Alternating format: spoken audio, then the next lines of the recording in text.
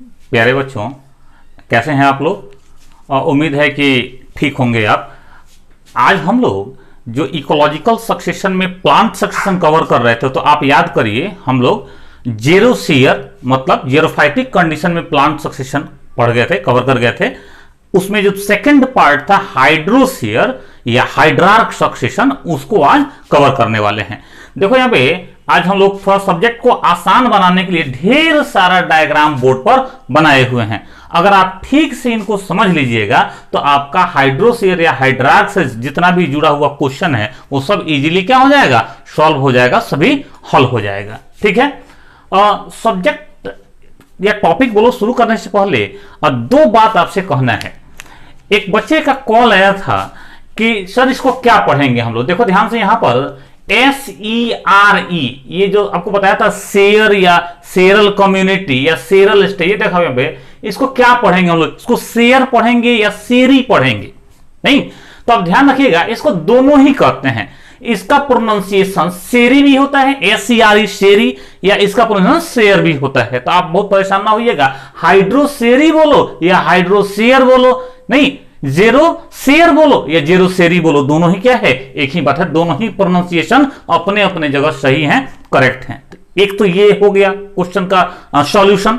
Second, एक बात आपसे अब हमको जानना है कि जैसे मान लो इस सारे डायग्राम को भूल जाओ, कुछ देर के लिए यहां कोना में हम लोग आते हैं, ठीक है, और समझते हैं कि यहां पर एक पॉन्ड है। मान लो यहां पर एक नेचुरल पॉन्ड है या तालाब है, ठीक है। अब इस पॉन्ड के लेवल को मान लो यहां इतना वाटर भरा हुआ है, मतलब सॉइल यहां पर है देखो, और यहां तक क्या है, इतना जो है ये वाटर का लेवल है। ये बात समझ में आ रही है?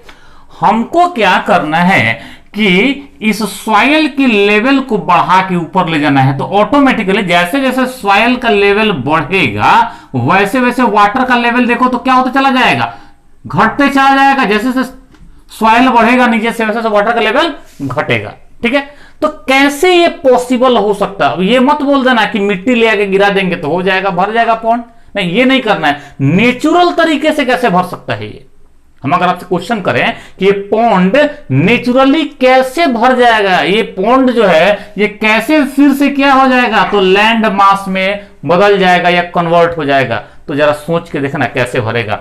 यहां पे इस पॉन्ड में जो प्लांट स्पीसीज ग्रो करेंगे, जो विकसित होंगे, उनका डेथ होगा धीरे धीरे समय के साथ, नहीं फिर ग्रो करेंगे, फिर डेथ होगा, और जो उनका बायोमास है, जो ऑर्गेनिक मैटर है, वो नीचे आके डिकम्पोज होगा।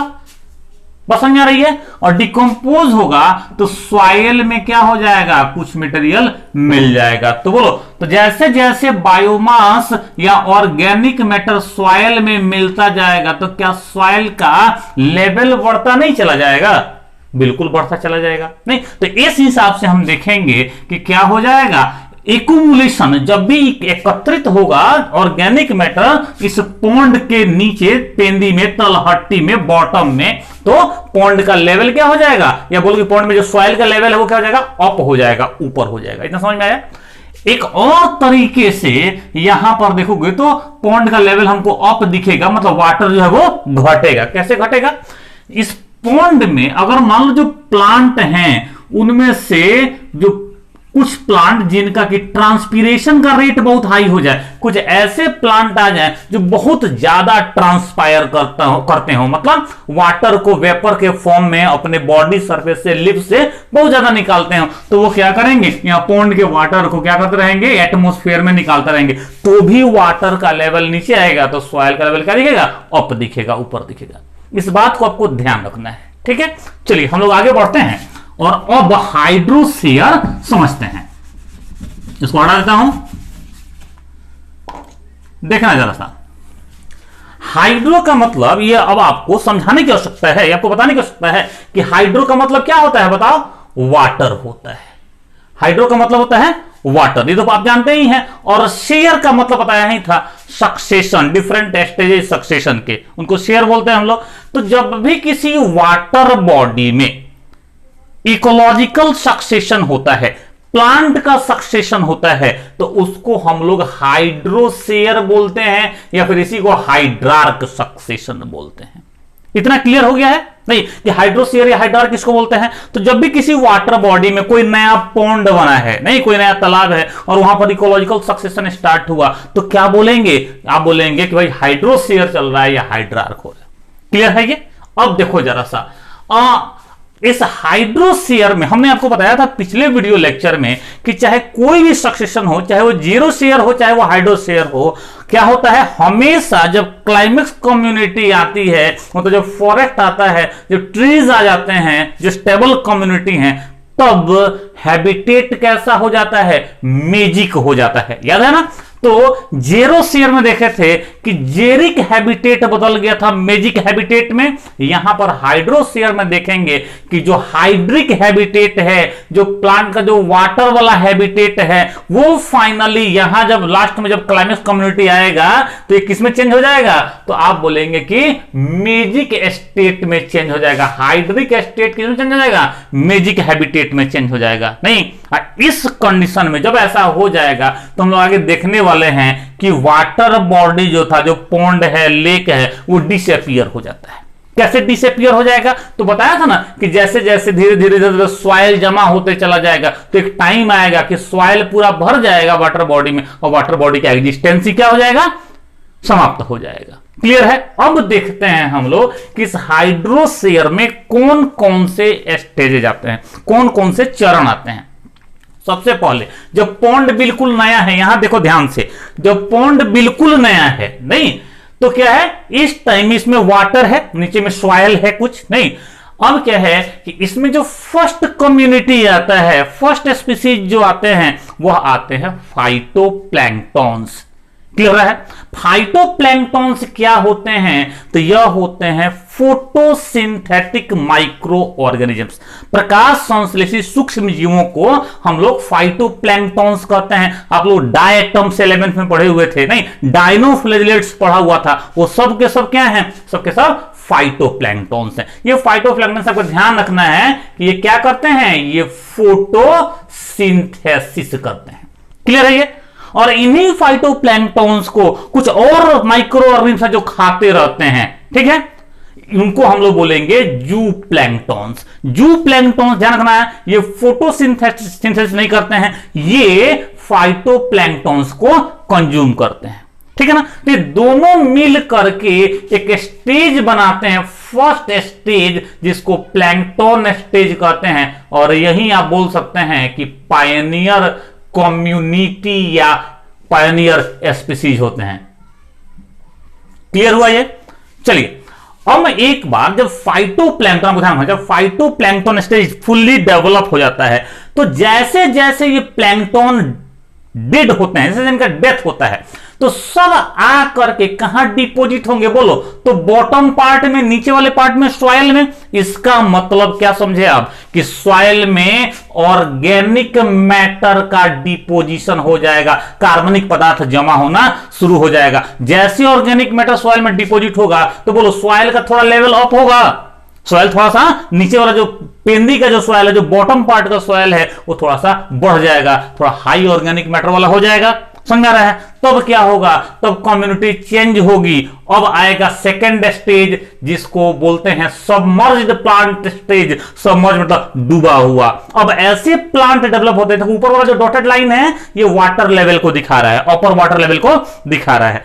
अब क्या बोला है कि सबमर्ज्ड प्लांट स्टेज, जो सेकेंड स्टेज है हाइड्रार्क या हाइड्रोस्फीयर का, इसमें कैसे प्लांट आते हैं? तो अब बोलेंगे रूटेड हाइड्रोफाइट्स आते हैं। रूटेड हाइड्रोफाइट्स, हाइड्रोफाइट्स वाटर वाले प्लांट, और रूटेड, जिनका रूट कहां होता है? तो सॉइल में होता है। देखो रूट कहां है? सॉइल में है। ठीक है ना? तो ये ग्रो कर जाते हैं। ये इनका देखो ध्यान से, ये वाटर लेवल है, इसके ऊपर नहीं गए हैं, वाटर के अंदर ही ग्रो कर रहे हैं, वाटर के अंदर ही विकसित हो रहे हैं। क्या होगा फिर जब इनका डेथ होगा? तो और ऑर्गेनिक मैटर इस सॉइल में ऐड हो जाएगा, जुड़ जाएगा। समझ रहे हो? और ऑर्गेनिक मैटर क्या हो जाएगा? सॉइल में जुड़ जाएगा। ये रूटेड प्लांट में थोड़ा याद रखना एग्जांपल में हाइड्रिला सबसे कॉमन एग्जांपल है। ठीक है ना? अब क्या होगा बोलो? तो थोड़ा और सॉइल बढ़ गया। जब थोड़ा और सॉइल बढ़ जाएगा, हम लोग दिखाते भी चल रहे हैं, देखो यहाँ पे थिकनेस कम था सॉइल का, यहाँ थोड़ा बढ़ा लिया, यहाँ थोड़ा और बढ़ा लिया। देख रहे हो? अब क्या है कि जब और ऑर्गेनिक मैटर जुड़ गया है, सॉइल ज्यादा हो गया है, तब जो प्लांट डेवलप होते हैं उनमें से कुछ प्लांट का रूट सॉइल में रहता है और कुछ का रूट वाटर में रहता है। ध्यान से देखो, कुछ का रूट सॉइल में है और कुछ का रूट क्या है तो वाटर में ही है।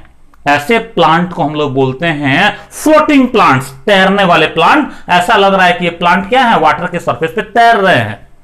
समझ आया? तो देखो अब इसमें 2 टाइप्स के प्लांट्स हैं, कुछ है रूटेड जड़ जिनका लगा हुआ है सॉइल में, और कुछ है फ्री फ्लोटिंग, कुछ है जो ऊपर तैर रहे हैं। ठीक है, तो ऐसा प्लांट आ जाता है फिर सक्सेशन में अगले स्टेज में। अब इनमें एग्जांपल आप याद रखेंगे तो सबसे पॉपुलर एग्जांपल जो याद रखना वह है जलकुंभी का, नहीं जिसको हम लोग इकॉर्निया बोलते हैं या वाटर हायसिंथ भी बोलते हैं, लिखा हुआ है इकॉर्निया, नहीं मतलब जलकुंभी। ठीक है ना, ऐसे प्लांट आएंगे। एजोला धान के खेत में बहुत मिलता है, एजोला पैडी फील्ड में। लेमना भी प्लांट होते हैं। इस सारे के सारे प्लांट क्या होंगे तो होंगे फ्लोटिंग प्लांट्स, ऊपर तैरने वाले प्लांट।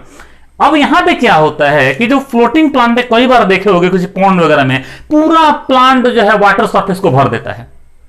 नहीं, प्लांट क्या कर देता है, वाटर सरफेस पे पूरा फैल जाता है। तो इसके चलते क्या होता है कि नीचे ऑक्सीजन का लेवल घटता है, तो ये जो नीचे जो रूटेड प्लांट्स थे, ये जो सबमर्ज्ड प्लांट्स थे, ये तो सब के सब नीचे फिनिश हो जाते हैं और सब के सब ऑर्गेनिक मैटर में चेंज होकर के सॉइल में मिल जाते हैं। बस समझ आ रहा है? फिर इनका भी डेथ होता है तो इनका भी ऑर्गेनिक मैटर आके कहां मिल जाएगा, सॉइल में, और सॉइल का लेवल अप होगा। मतलब ये जो पॉन्ड है, ये जो वाटर बॉडी है और उथला होता चला जाएगा, मतलब वाटर इसमें घटता चला जाएगा।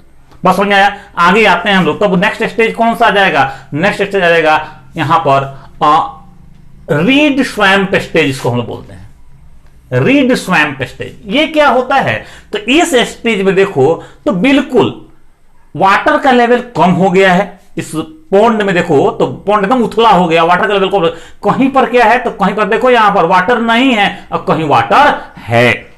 बस समझ में आ रहा है? दलदल जैसा कंडीशन हो जाता है, स्वैम्प कंडीशन हो जाता है। इसमें क्या होता है, एम्फीबियस प्लांट ग्रो करते हैं। एम्फीबियस प्लांट का मतलब ही होता है ऐसे प्लांट स्पीसीज जो वाटर और सॉइल में ग्रो कर सकते हैं। नहीं, चलो तो ये कौन से प्लांट होंगे, आप एग्जांपल में आप एक टाइफा याद रखिएगा, जो क्या होते हैं, जो कि एम्फीबियस प्लांट होते हैं। ठीक ना? अब चलो नेक्स्ट स्टेज जो होता है वो होता है मार्स मीडो स्टेज। मार्स मीडो स्टेज तक आते आते देखो यहां पर तो बिल्कुल लग रहा है कि इस पॉन्ड से वाटर गायब हो गया, पॉन्ड का आइडेंटिटी खत्म होना शुरू हो गया है। नहीं, अब लग ही नहीं रहे, देख के कौन बोलेगा कि पॉन्ड है ये, आइडेंटिटी इसका खत्म ना। हाँ, थोड़ा सा बेसिन जैसा स्ट्रक्चर है, अभी भी थोड़ा सा गड्ढा जैसा स्ट्रक्चर है। बस समझ आ रही है?